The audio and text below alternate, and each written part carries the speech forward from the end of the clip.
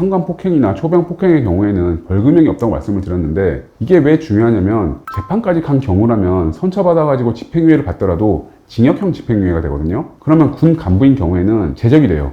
바로 강제전역 당한다는 거예요. 파면당한 거랑 똑같습니다. 퇴직금, 연금 다 반토막이 돼요.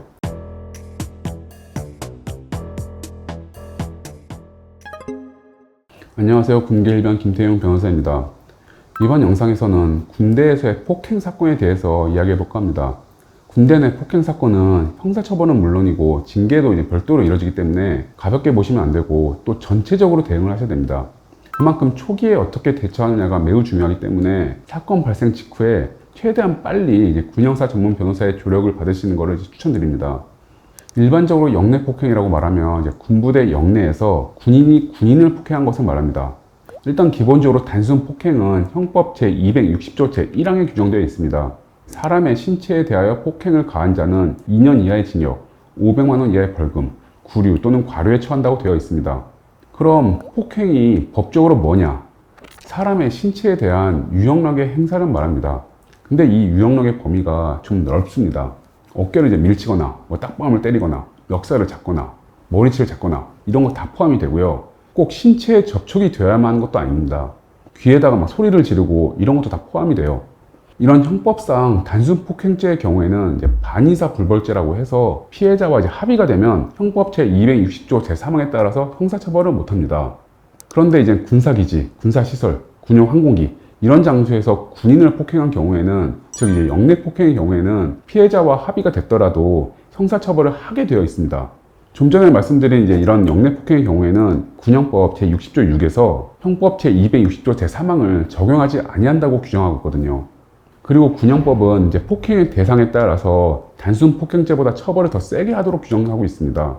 상관을 폭행한 경우에는 상관 폭행죄가 돼가지고 기본적으로 군형법 제48조 제2호에 따라서 5년 이하의 징역에 처하도록 되어 있습니다. 벌금 자체가 없습니다. 그리고 직무 수행 중인 군인을 폭행한 경우에는 그 직무에도 영향을 미쳤다고 봐가지고 군형법 제60조 제1항 제2호에서 5년 이하의 징역 또는 1천만 원 이하의 벌금에 처하도록 규정해 놓고 있습니다.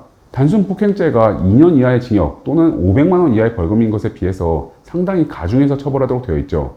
또 직무 수행 중인 군인 중에서도 초병을 폭행한 경우에는 군형법 제54조 제2호에서 5년 이하의 징역에 처하도록 되어 있는데 상관 폭행죄처럼 벌금형이 없습니다. 똑같이 보는 거죠. 그만큼 초병 근무를 중요하게 보고 있습니다.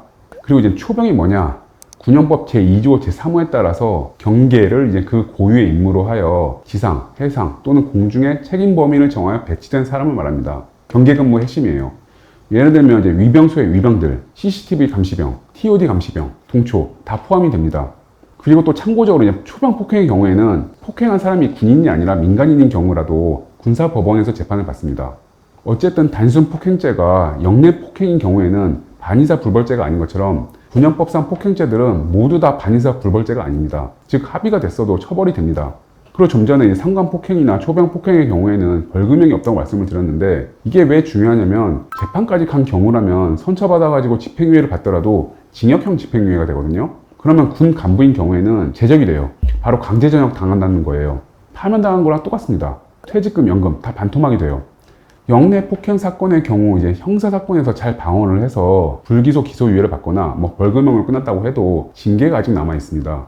그런데 군인 군무원 징계 업무 처리 훈령을 보면 영내 폭행이나 가혹행위 사건인 경우에는 별도로 강화된 징계 양정 기준을 적용하도록 되어 있습니다. 이에 따르면 간부의 경우 기본적으로 감봉에서 정직이고, 가중 요소가 있으면 강등, 해임, 파면인데 가중 요소 범위가 좀 넓어요. 이렇듯 군대에서의 폭행 사건에 휘말린 경우 그 결과가 생각하시는 것 이상으로 크기 때문에 초기부터 잘 대응하는 것이 필요합니다. 그리고 초기에 대응을 잘 못해가지고 재판까지 간 상황이라고 하더라도 그때라도 잘 방어를 하면 선고유예를 기대해 볼 수도 있고요.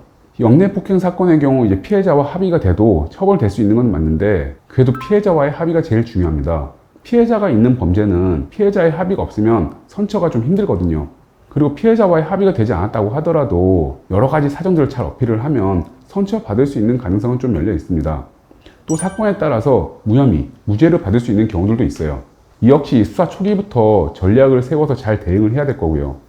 가해자가 본인이 스스로 좀 합의하려고 나서는 경우도 있다고 들었는데 그런 거 좀 어떻게 보시나요?